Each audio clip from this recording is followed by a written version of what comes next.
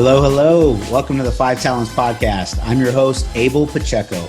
I interview the top commercial real estate investors and industry experts so you can learn from their experiences. So if you're an investor, a high W-2 earner, or real estate or tech sales professional that wants to invest in real estate without having to manage properties or leave your day job, then this podcast is for you. Or if you're already investing in real estate, but you're doing it part-time and you want to become a full-time multifamily or full-time commercial real estate investor, this podcast is for you too. You're going to learn a ton. You will learn from real-life multifamily investors and other professionals in the industry. They're going to share their blueprints for success, and I'm super excited that you're here. So I hope you enjoy the show.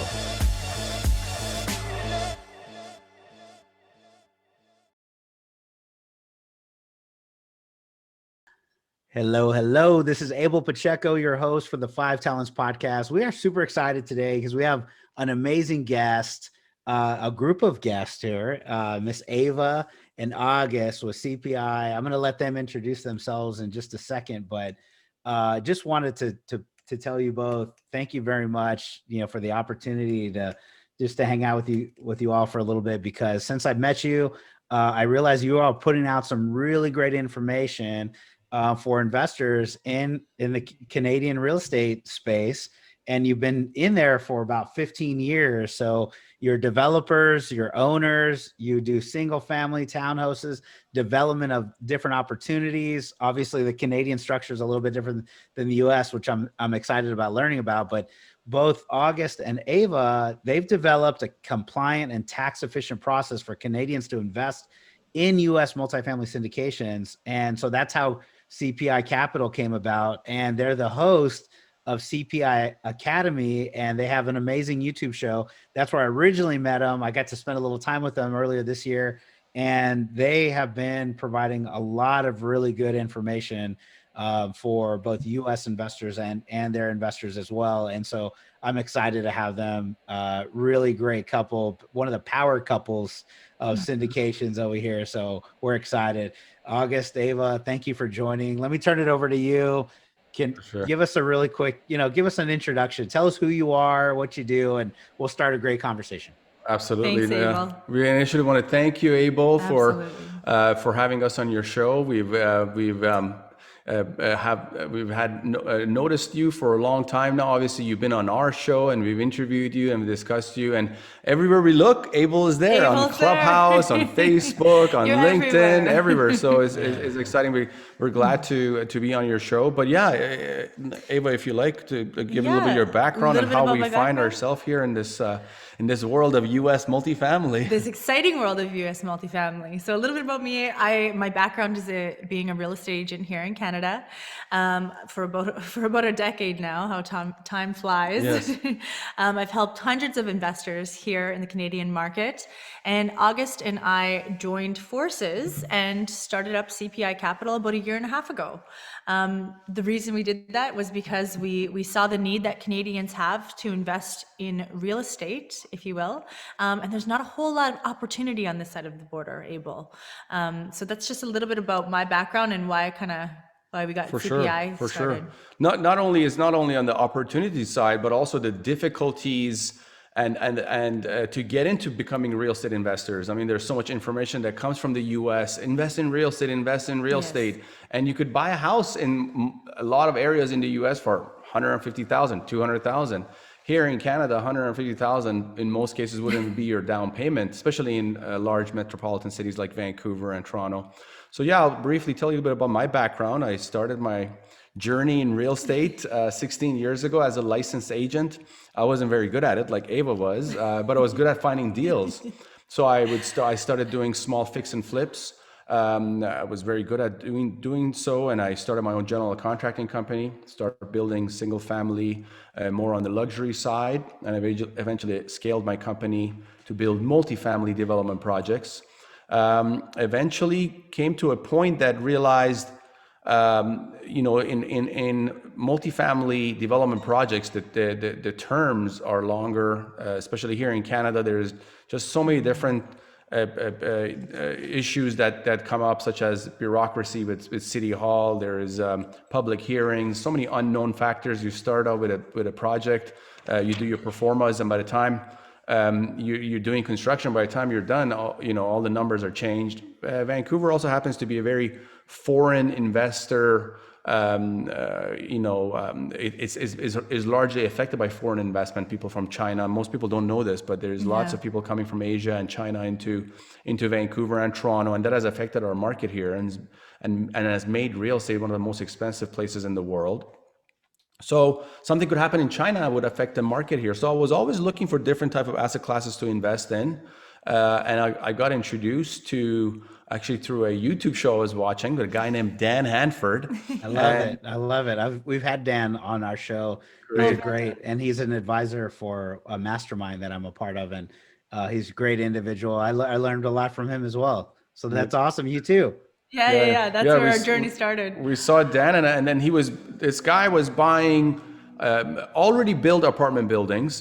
He was doing it. The equity was coming from his investors, and he was giving the blueprint on how he was doing this. So that was amazing to me, because on this side of the border, Canadians are much more conservative. You don't have people. You don't show your secrets. Yeah, they're not showing their secrets. It was very opaque for especially for me, kind of going through the grinder, the blood, sweat, and tears to eventually make it in the real estate business. But yeah, he was giving the blueprint. He was, they would buy these already built apartment buildings. They would do some small renovation, and they would exit them 3 to 5 years, giving great returns back to their investors. Returns we've never heard of in Canada before. Yeah, but what shocked me to 16% plus. And that's it's not an unheard of in real estate. I guess because of the high prices that you're paying over there, it's hard to eke out even a return like that, right? Not only the high prices, but it's also the rent to value ratio. So when I was looking at the deals, and I got very curious to find out what these deals are. How are they able to give great returns when a project is completed and sold, or upgraded and sold? But what shocked me is from the rents they collected on approximately 70-30 LTV, put down 30%, borrow 70% from the bank, they were able to pay their mortgage payment, pay the taxes and fees, pay the property manager, and still be left alone with 6 to 10% pref returns, meaning that the investor has to hit that return before the GP participates. And Abel, we're talking about, I've dealt with investors and I've negative cash flow on this side. You're just for appreciation, basically, right? Yeah, exactly. You play the appreciation game, and it's just, the real estate is cyclical, so it's depending on when you're getting into it. But it doesn't matter if you're talking about a 1-bedroom condo in Vancouver or a 100-unit apartment building. As a real estate investor, when you're buying that, you're putting down 30%, you're in negative cash flow for years. Yeah. Or, obviously there's opportunistic deals to find, but all in all, when you're talking about what's happening in the US and this scalable, repeatable model that exists, which has created groups like ours, it doesn't exist here on this side of the border. That's awesome. Well, it's good. It's good to hear a little bit more about this. And I'm going to pause you before we talk too much real estate, because just your backstory and a little bit more about you would be amazing for those that don't know you well. So y'all are married. Y'all have been together for a number of years. How did the real estate come? Well, how long have y'all been married? First, one question at a time. Well, he proposed after 2 weeks. August, smart man. So just to say this, we have not promoted us being together since the first day. So this is the first time that we're actually openly saying that. I'm breaking news here. I'm breaking the news. So in business, if it's on our LinkedIn profile or on the business we do, obviously questions come up at times. Yeah. And we're more than happy to let our associates know that we're also married, but it hasn't been an item where we've promoted or marketed. But we're married. I mean, it was match made in heaven. A developer falls in love with a real estate agent. Yeah, that's awesome. Both very energetic, both very enthusiastic about life and business, both very sporty, healthy, athletic, just so many. Congratulations. So just to be able to add real estate, and for me to be able to be excited about business or real estate and talk about this new concept that I was seeing. And it was right around that time when we met, when this concept of real estate private equity I started in it, and Ava saw it right away, and Fell in love. and her business knows right away, smelled the opportunity that existed, and it was that was it. So I left being a realtor full time to solely build CPI. To do and this. she left All right. developer full time. That's great. Hands on. So and she's what is Remax number one in her office. I had I've had probably close to 100 tradesmen and suppliers that I've worked with over the years. All my networking connections was in development here locally. So for us to take that leap into U.S. multifamily, it must have been a good deal. It must have been a good offering that existed for us to do that. So, well, that's awesome. It's good. It's great to hear. Thank you very much. Just for a little bit of letting us in your lives. So thank you. So Ava, how long were you a realtor for? How many years? Or decade. A decade. So 10 years. And did you start when you were, like out of college or kind of in those time, or did you have a professional career before you were a realtor? I had an office administration job, but when I was 22 years old, that's when I started my real estate career. Why office administrator to realtor to real estate agent first? Good question, actually. I wanted to be a realtor the minute I graduated. I was 17 years old, but nobody would take me serious enough when I was that young. So I'm like, I got to develop myself more as a person here. I'm too young for people to take serious to help them with their biggest purchase of their life. So I kind of built myself as a person. And then when I was ready, I took the plunge. Okay, that's awesome. And to be number one Remax agent in your area, that's a feat. So you had a very successful career. And after 10 years, you probably had a lot of repeat buyers, a lot of clients, a lot of customers that you helped, and I'm imagining something like that. Is that correct? Yeah, absolutely. Referral based. But what I noticed that I was disappointing a lot of my investors because they wanted to put their money in real estate. So when I can go to my investors now and just say the words cash flow in real estate, the smiles that I get now is really incredible. Well, the market was disappointing them. The rigid mortgage laws that exist in Canada was disappointing them. The extremely high real estate prices was disappointing them. It wasn't necessarily Ava disappointing her investor, but it was the news. She's probably delivering. She's finding the right property, and you don't become number one for no reason. Exactly. The median home price here in Vancouver is $1.2 million.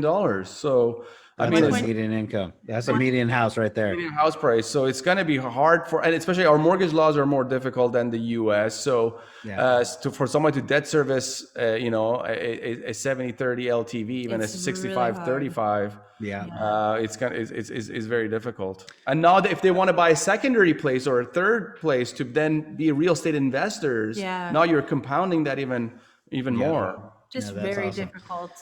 And so throughout the years, Ava, it sounds like comps, market data, market approach, analysis, all that stuff kind of puts you in a pretty good spot for what you're doing today. I'm seeing. Yeah, exactly. And relationships. I mean, what kind of got my attention right away was the relationship Ava had with her clients. They were such personal. At times real estate agents deal with clients as if they're just another person, another name. With Ava, that wasn't the case. I mean, the gift basket she sent to her clients when the home was sold or when they bought a place was incredible. Like, wow, you take an extra step, multiple extra steps for your clients. So. And in the world of private equity, I mean, when you're raising capital to do a deal, it again goes on those. It's all about the relationships. The know, like, and trust is what I say. So it starts with that first, and then you can. Yeah. Well, very good. And so you were serving them then. Now you're serving them differently. Same group of individual, I would imagine, followed you right into multifamily now. Oh right? Yeah, people are super curious, and you know what? Cool. They're learning with us. They're learning about this process of pooled capital, deploying it into the US. It's very scary for Canadians when you first start talking about it. But now that they've been watching us and been learning with us, people are getting real excited. That's awesome. Well, thank you very much for the insight. And then you saw you saw Mr. Developer over here through the years, huh? So he was developing properties, doing the deal, and y'all were both uh real estate folks, match made in heaven. It sounds like. Exactly. Yeah. Exactly. Yeah. That's cool. And so, August, when did you jump into real estate as like the developer, as the owner, as a, doing everything that you've done in your before today in multifamily syndication? For When sure. did that start, and how did that go for you? 16 years ago, man. Yeah. Okay. I was definitely put through the grinder, Hmm. like I mentioned, and like I was saying, there on the U.S. side, and especially today with social media and the YouTube, there's just so much content out there that you can build your career at whatever you want it to be. Whereas when I started, there wasn't a lot of information out there. So yeah, lots of obviously difficult times, and started Yeah. as a licensed agent, and doing small fix and flips. But I was good at finding deals, and that's still something that I'm pretty good at these days. You are. But yeah, I just kind of build my way up, and now we're here today. And That's awesome. So, at what point did you say it's got to go multifamily? Was that a couple of years ago? Was that when was the mental decision? We're going to go to multifamily one day, Sure. or multifamily syndication? I mean, yeah, it's so multifamily syndication is more recent, but as soon as I started in real estate, Yeah. the dream, the plan, the goal was scalability, was to, the stories you always hear about the guy who came to this country with 20 bucks in his pocket and he started doing fix and flips and is now building high rises. So that was always the dream and the goal. But in the development world, what is not kind of advertised is the failures that exist, is the difficulties that exist, that it's so hard to, especially in a country like Canada, but where it is not very business friendly. It's extremely high tax place. It's not really advertised that how difficult it is to be able to scale your business. So but from day one, that was the dream, that was the plan, that the plan was to scale, but again, it took many kind of bricks and steps to be able to build and to try to scale the company to that stage, and eventually came to a realization that, hey, this thing is going to probably take me another 30 years to get to the level I want. And that's when I realized as you came in that you need to bring on investors. And I initially started with my family, close friends, business associates, and they invested in me in my projects. And this was a time when I was raising money before I even knew what Yeah. raising money was, or the regulation around raising money, many of the items that we're going through now, and kind of the structure we've created to Yeah. allow Canadians to invest into the U.S. and compliantly, like you mentioned earlier. So yeah, but yeah, the dream from early on. The dream was to scale and to grow and to manage a big, large investment firm which does large projects. But to get there, the reality was hard, and it was very difficult to kind of go through. But excited to be here, excited to be on this new venture that we're pursuing in the US. And yeah, I'm really looking forward to it. Yeah, that's awesome. That's just it's a tremendous story so far. So thank you very much. I think people will kind of see. They always ask me, "Well, how did you get started?" Well, so if they're curious about me, they're always curious about, I guess, like how does somebody do what they're doing today? And it's that overnight success thing. It's like, oh yeah, you're blowing up. You've got all these doors and all this stuff. We're like, yeah, but we've been doing this for 13 years. Y'all have been doing this for years and years and years. And that's why today it can be, become more of a just an easier pivot for you, because you've spent so much time, effort, energy, you're really all your passionate, it sounds like, too, into this. And now you're going to have a very successful career as the syndication. So tell us what you do today. Sorry I have to take so much time to learn about you, but it's very interesting, so I appreciate it. Tell us about what it is you do today. So today you're providing really great education for a lot of investors that are trying to figure out how to learn more about U.S. investing, and giving them an avenue. and you're also looking for deals and opportunities. And just tell us a little bit about today's activities.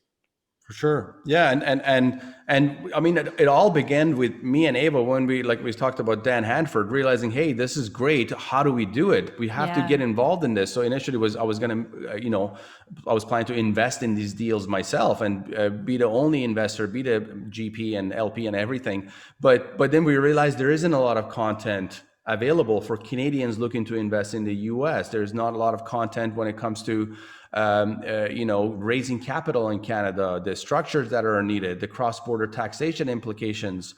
And that was the impetus for us to start our own YouTube show. And I mean, the first 6 months, how many calls we were on?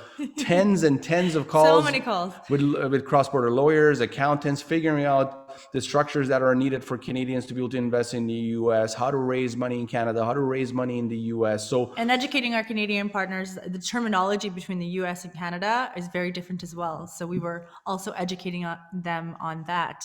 So really, for sure, yeah. We started our YouTube show, and we started getting a lot of following. We've had over 2,000 people that have signed up to our content, our newsletter. Ava is on constant calls daily. Myself, I'm on a few calls daily about talking with investors and partners. Because there's this exciting thing that August and I are talking about now, right? People want to, they're like, wow, I want to learn more about this. But keep in mind, it takes some time for them to educate themselves and understand this concept. Abel, the funniest thing that one of my advisors here in Canada told me was, Ava, bring down the returns you're speaking about. Don't say 15%, because then everybody has said that sounds way too good to be true.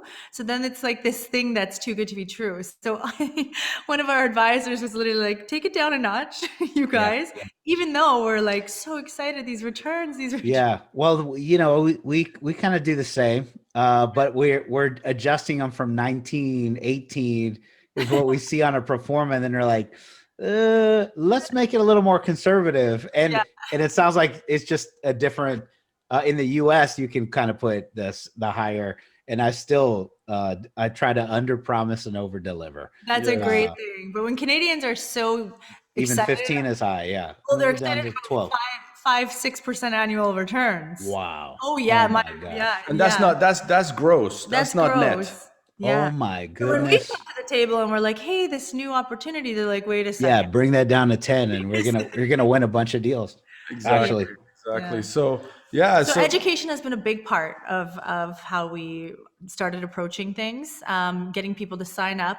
And now we have the investors kind of waiting on the sideline. Hey guys, now we're on board. Where's the deal at? Okay. So now August and I have been putting our energy on obviously partnering with active operators in the US who have the great track record on that side of the border, and we'll be presenting deals to our investors here. Yeah, and for me to add to that a bit, so we start CPI, we start our educational platform, we get a lot of engagement, people are signing up, and now we're doing so in this idea of real estate syndication, where you bring the syndication is basically you bring kind of the knowledge and the experience to on one side and the capital on the other side to do a project together. So real estate syndication is basically bringing in a deal, being able to manage that deal and having the expertise, and then you bring on the capital that's needed through investors. So we're like, okay, the investor part is looking good. We're having a lot of soft commitments. We're having people interested in investing with us. They're asking us for deals. Now, on the deal side, if CPI, and originally the plan was for CPI to be the operator, to scout the deals, to manage the deals, to upgrade them, to eventually exit the deals. But as time went on, and with so much so much excitement on this side of the border as far as investors, we're like, okay, it makes more sense for us to come up with the areas regions we want to invest in. So let's say we want to be in Arizona, Texas, and North and South Carolina. Let's say those are our top 3 regions. It might make more sense for us to partner with active operators in those regions rather than just being the investor partner, the equity partner. We come on board as the general partner, be involved in every aspect of the deal, from scouting it to underwriting to due diligence, and bring our investors, bring our fund into into our U.S. partners kind of partnership to be able to do the deal. So that's how we've structured it currently. Not saying that CPI doesn't have plans to be the operator at one point either, but this allows for our investors to then have multiple deals come through and then cherry pick the best deals they want to invest in, the best returns, Yes. Awesome. So that's really cool. I'm excited for you all. Hello, hello. You're listening to the Five Talents Podcast. I'm your host, Abel Pacheco. If you're enjoying this podcast, then I know you're serious about achieving financial freedom. Are you ready to create your own path through multifamily investing for yourself and your family?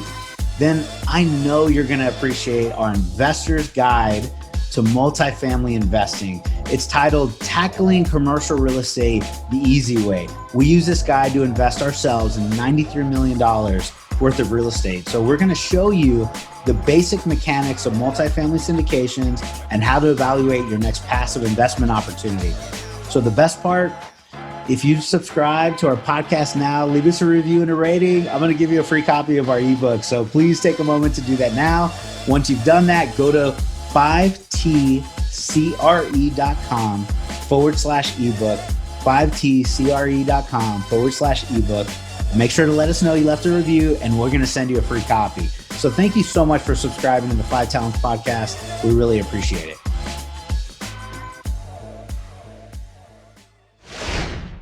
So really at this point, what do you foresee the markets that you guys are looking for in the U.S.?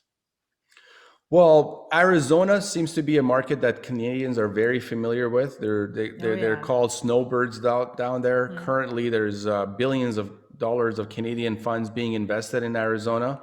Now, the issue we're seeing with Arizona and the deals we're looking at with our partners is that the deal flow is not as strong. The cap rates are being compressed, so that rent to value ratio where it allows for the surplus to be paid out to investors on the cash flow is not hitting the targets that we initially started with. So we are very opportunistic. We're looking at deals. We're looking at multiple operators. We're currently partnered with a group in Arizona who present us with deals.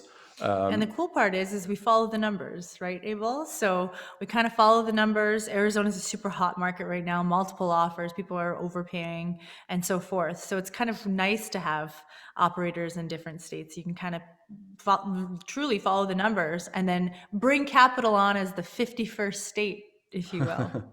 Yeah, I love it. The 51st. There you go. That's awesome. Okay, Texas, well, in Texas, we have multiple operators that we're in conversations with. Again, the deal flow hasn't been to the amount that we would like. If there has been deals that haven't fully matched our criteria that we look for as far as the multifamily value add. But in the Carolinas, we're looking at a deal currently, and it's in partnership with. Am I at liberty to say who's? But there's a deal we're currently looking at with an active operator in the Carolinas, and we're probably going to be presenting it to our investors shortly here. So we're excited about that for sure. All right, drum roll, please. Well, that's great. That's great for you all. I'm like super excited. I love anybody that's taking the amount of action that you are is going to win. It's not a matter of if, it's just when.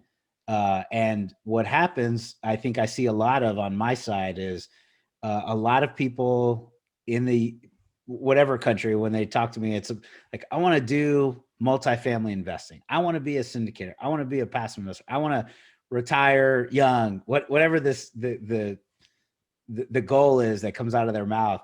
The next questions that I usually ask is, well, what's your plan and how are you going to get there? And what are, I know your goals, but have you thought about your strategic goals or your tactical plans to kind of get there?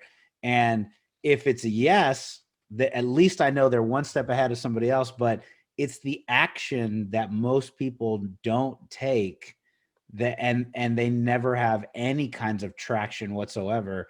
And, if you want to be an owner in 1,000 doors, you got to start with 1 or 10 or 100, or you have to take some kind of action. You have to make that next one, that next action make really forward progress on the goal, right? Even if you lose, even if you can't get it, even if you fell down or hit your, scuffed your knees a little bit, the point is you've taken the action and now you know how to avoid the same thing that tripped you up, and you're better equipped for the next time, and you go get it. So y'all are taking some massive action over there.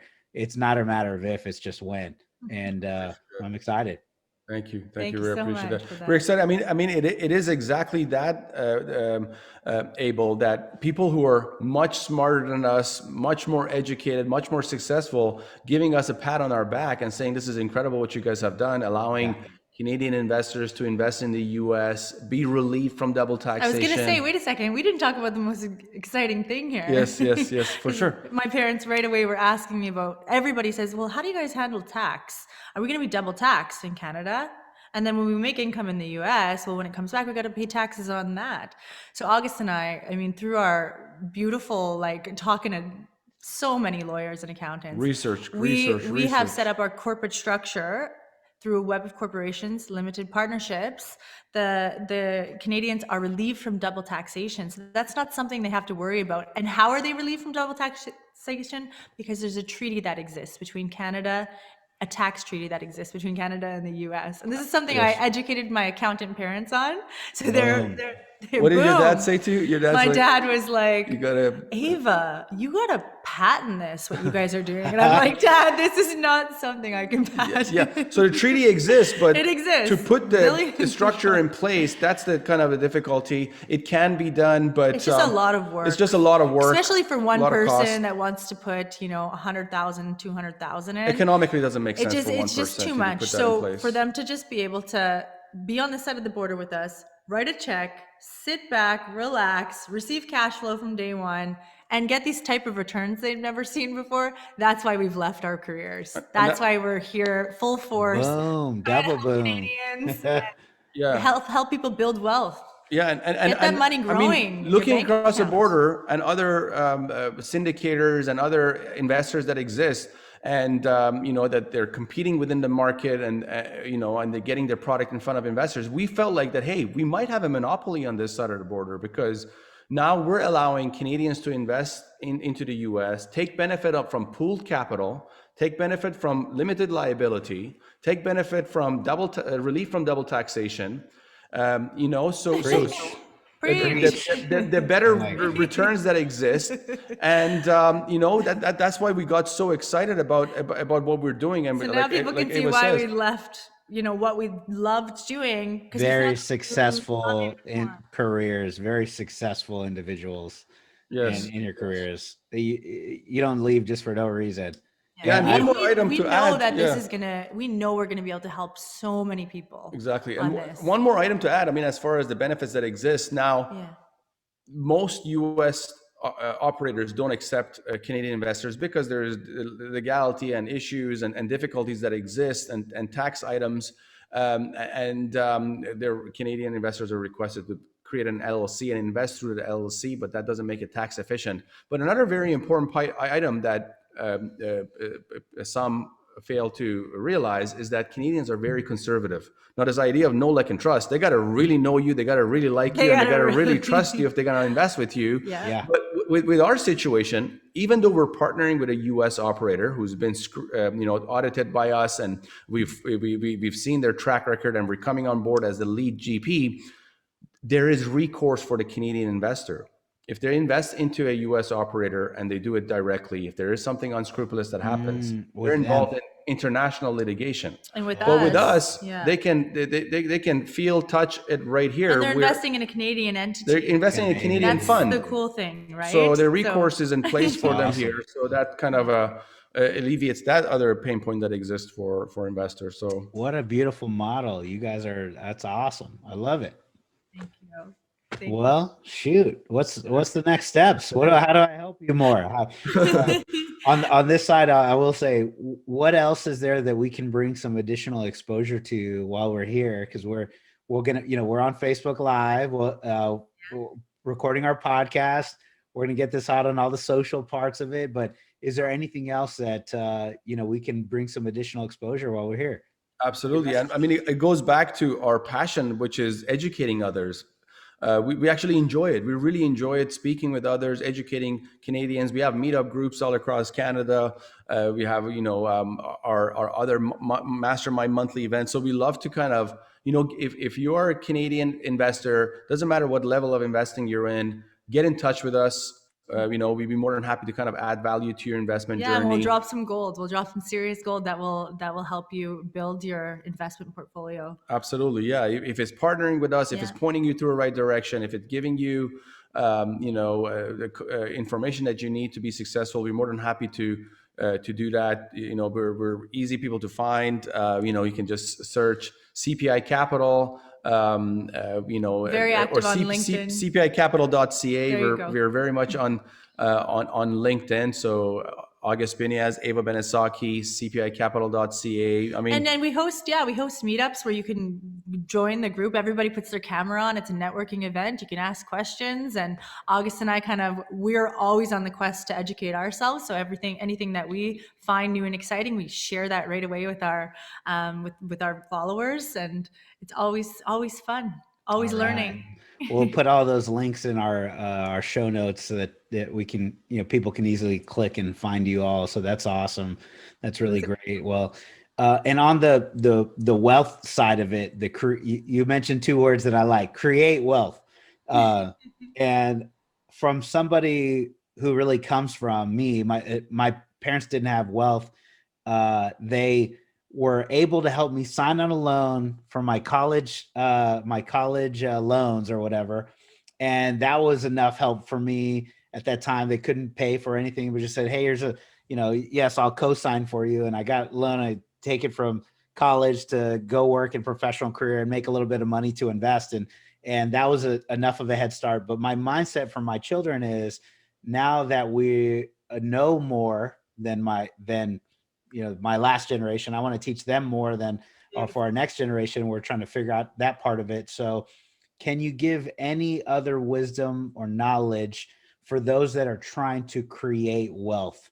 Obviously we want to invest in real estate, but just get any insight, any knowledge, any wisdom you can to somebody says, well, I want to create wealth. How do I do that? Obviously through real estate, but any of the general insight or wisdom and knowledge, mindset, paradigm, whatever you think will help our listeners.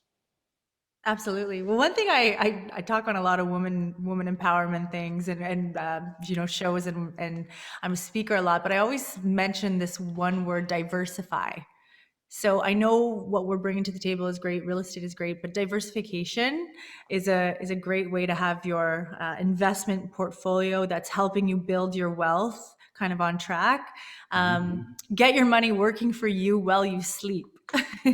So one thing I'm actually getting my parents, they have that old school thinking, right?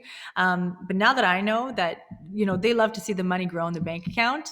But what am I trying to say here? Yeah, it's not working for them. Yeah, you're leaving in your bank money. Your money in the bank account might not be the best place to invest. You're investing in a bank account, but to be able to then make your money work for you, just like Ava is trying to do. Find things that are going to help you make your money work for you while you do what you love, while you're hanging out with family, and that's what absolutely what great. I like to say there. Sure. You've worked really hard for your money. Now you have to make your money work hard for you. There you go. If you just put your money in your bank account, it maybe alleviates a little bit of that feeling like, I don't have enough. What happens if I'm in an emergency or something? Then you have some. But if you continue to do that, you're going to have to keep actively feeding that bank account. That's the only way it grows. And we're all trading time for money. If that's our plan, to work as hard as we can and save it. If it doesn't grow, then we're tied to the job, whatever it may be, right? Yeah, Jeez. absolutely. So, one really cool person I talked to, Jeremy Roll, he actually lived off of his passive income. So he set himself up so that he can literally figure out, obviously he's a professional passive investor. But if you could get yourself to have this passive income coming in and you live off of that, how cool would that be? Yeah, or have it as supplemental to your income. I mean, I was speaking to a doctor friend of mine, and he mentioned that a lot of doctors are very focused on their profession, on their craft. Obviously, it's very important because they're dealing with patients, that they forget to focus on their own wealth building journey and their own alternative kind of investments, alternative sources of income. They're just so focused, hey, I'm going to, earn a living from, being a doctor. What if a health situation happens? What if an emergency happens? Then, they might not going to have that income. But if they can create alternative sources of income passively, that will supplement their income, and it can also grow. So the key word, passively. Passively. Yeah. I know a bunch of single family investors that say, hey, I can make more on a return than your deals. And I go, I know you can, but how many hours, how much time, effort, and energy, how much risk, legal, loan risk, everything else that do you have to put in to make more? It's not passive by any means. And then to your point, I work with a lot of professionals that are investors, and they take so much time, effort, and energy to get their craft up to be tremendously high earners, but they don't ever, there was no classes in that professional, their career, about how to make their money multiply without their work, without their effort into it. And so if those individuals are listening, we absolutely reach out to me, reach out to Ava, reach out to August. If you're in Canada, definitely reach out to them 100%. And they would absolutely love to help. So this has been a tremendous conversation. I really appreciate it. We mentioned your website. We mentioned how to get a hold of you, right? Yes. Is there anything else we didn't cover today that you really wanted to, any topic in general? I think we covered a good bit, but if there's anything else, the floor is yours. No, that's all, I was just happy to come on. Abel's always the happiest person. Yes. So I was excited to see that smile. Abel is like, get your smile on. I guess Abel is going to be there with his nice smile, always happy, always upbeat. And that's important in life as well, right? I mean, I always wish health, wealth, and happiness on my loved ones and friends and associates. But, it all doesn't matter if happiness is not there. It's so important. And we love seeing you. We love see your smile. We love see your upbeat and energetic attitude. So, we're here to add value to you and your listeners. Abel. Thank you very much. It was an amazing conversation. I will appreciate it. We'll have to have you come out to our meetup as well. And thank you very much. My name is Abel Pacheco. I'm your host for the Five Talents podcast. Ava, August, thank you so much for joining. Thank you, Abel. All right. If you got some value out of today's show, I know you did, go to our podcast, subscribe, rate, and review. Leave us a written review. It absolutely helps us. And go reach out to August and Ava and tell them you heard them on our show, and I would be blessed to hear that. And thank you very much for the opportunity. We'll see you on our next show. Bye-bye, y'all. Thank you for listening to this episode of the Five Talents podcast with your host, myself, Abel Pacheco. Each week, we're going to bring you interviews from industry experts and commercial real estate investors who followed their dreams and achieved massive success. Before you leave, let me ask you a few questions. Did you enjoy this episode? Did you learn something valuable? Was your mind stretched to what's possible and what you can achieve? Do you want other experts just like the one you heard today? If you answered yes to any or all of those questions, then please take a moment to subscribe to the Five Talents podcast, give us a 5-star rating, and most importantly, leave us a written review. Tell us what you liked, tell us your favorite guest, give us any feedback. I'm excited to learn and improve so you can get a more valuable show. So thank you again for subscribing to the Five Talents podcast.